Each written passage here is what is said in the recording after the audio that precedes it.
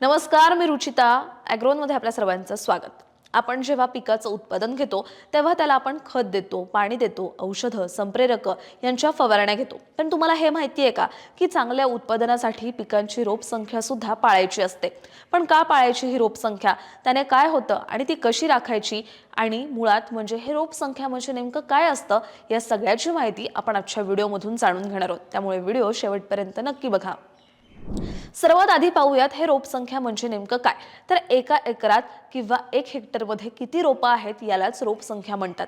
प्रत्येक पिकासाठी एक ठरलेलं अंतर असतं आणि त्या अंतरानुसार रोप संख्या ठरते. उदाहरणार्थ द्यायचं झालं तर सघन लागवडीत कपाशीचं अंतर 90 बाय 15 सेंटीमीटर ठेवलं जातं.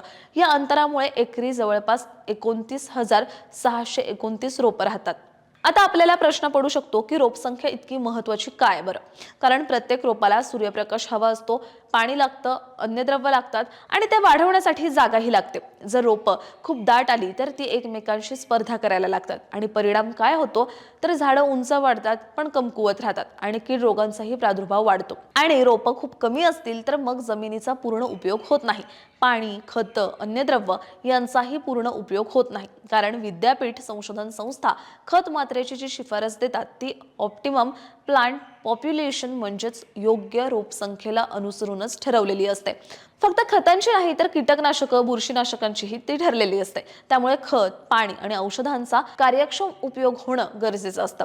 रोप संख्या कमी जास्त झाली तर आपण शिफारसीप्रमाणे खत मात्रा दिली तर त्याचा योग्य फायदा आपल्याला मिळत नाही. म्हणूनच रोपं खूप जास्तही नको आणि खूप कमीही नकोत, ती योग्य प्रमाणात असायला हवी. आता तुम्ही म्हणाल मग ही रोपसंख्या कशी राखायची. फक्त योग्य अंतरावर पेरणी करायची ना. पण फक्त योग्य अंतरावर पेरणी यासाठी महत्त्वाची नसते. यामध्ये आणखीही काही गोष्टी येतात, जसं चांगलं बियाणं निवडणं, त्याची उगवण क्षमता तपासणं, बीज प्रक्रिया करणं. कारण बीज प्रक्रियेमुळे उगवण सुधारते, बियाणांचं प्रमाण योग्य ठेवणं. याशिवाय आपण आधी जे बोललो पिकातलं अंतर, तर 2 ओळीतलं अंतर आणि 2 रोपातलं अंतर आपल्याला पाळायचं. कारण हे अंतर संशोधनातून ठरवलेलं असतं, जेणेकरून प्रत्येक रोपाला पुरेशी जागा मिळेल. तसंच पेरणी करताना पेरणीची खोली योग्य ठेवायची.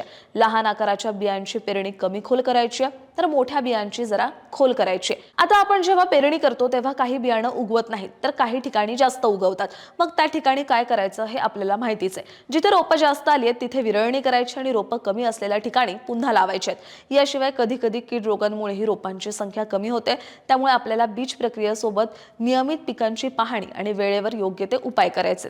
ही माहिती कर्मवीर डॉक्टर मामासाहेब जगदाळे कृषी महाविद्यालयातील सहाय्यक प्राध्यापक डॉक्टर सूरज कुलकर्णी यांनी दिली आहे. तुम्हाला ही माहिती कशी वाटली हे आम्हाला कमेंटमध्ये सांगायला विसरू नका. आणि अशाच शेतीविषयक आणि नवनवीन माहितीसाठी ॲग्रोवनला सबस्क्राईब आणि फॉलो करायला विसरू नका.